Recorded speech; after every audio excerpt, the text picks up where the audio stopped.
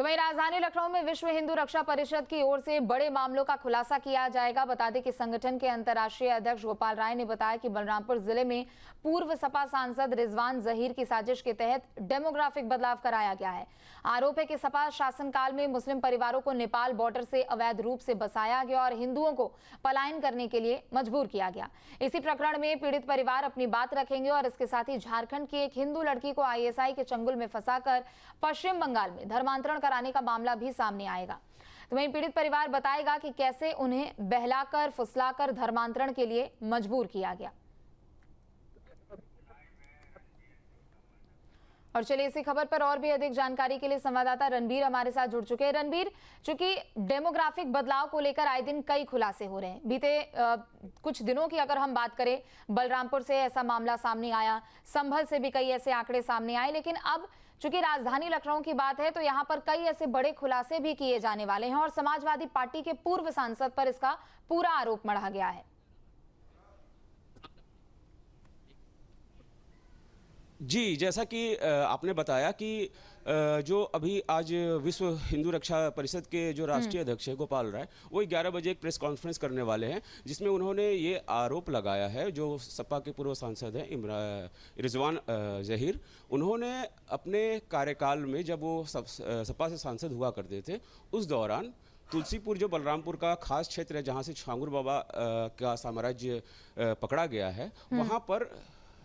अलग अलग स्थानों से अल्पसंख्यक समुदाय को ला करके बलरामपुर में बसाने की कोशिश उन्होंने की, जिससे कि वहाँ पर एक डेमोग्राफी चेंज किया जा सके, जहाँ पर हिंदुओं का पलायन कराया जा सके, जिसकी वजह से हिंदुओं का काफ़ी पलायन भी वहाँ पर हुआ है। इस जांच की, इस आरोप की खुलासे की बात आज के प्रेस कॉन्फ्रेंस में गोपाल राय जी करने वाले हैं।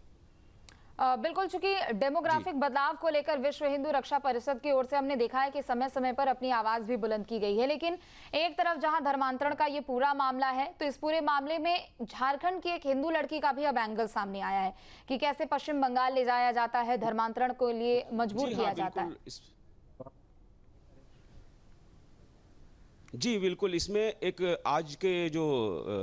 11 बजे का प्रेस कॉन्फ्रेंस में, उसमें एक झारखंड की लड़की को भी उन्होंने गोपाल राय जी ने लाया है, वो और उनका दावा है कि इस लड़की को बंगाल ले जा करके और एक सुनियोजित तरीके से आईएसआई की मदद से इसका धर्मांतरण करवाया गया है। और सिर्फ ये झारखंड की सिर्फ इस लड़की की बात नहीं है, जैसा कि पिछले कई दिनों से सिलसिलेवार तरीके से उनके हम जितने भी पीसीज हैं उनको कवर कर रहे हैं, और उसमें सारी चीज़ें निकल करके जो सामने आ रही हैं कि देश के विभिन्न क्षेत्रों से अलग अलग राज्यों से लड़कियां उनके पास आ रही हैं, और सबकी शिकायत यही है कि उनको किसी भी तरह से एक हनी ट्रैप करके और उनको एक लव जिहाद के मार्फत उनको अलग अलग तरीके से पैसे का प्रलोभन दे करके या फिर जैसे भी उनको परिवार के ऊपर दबाव बना करके उनको अलग अलग, कभी बम्बई और कभी बंगाल, इस तरह की चीज़ें निकल के आ रही है कि वहाँ पर ले जा करके उनका धर्मांतरण करवाया जा रहा है, शारीरिक शोषण किया जा रहा है, उनका बलात्कार किया जा रहा है, और फिर जब वो पूरी तरह से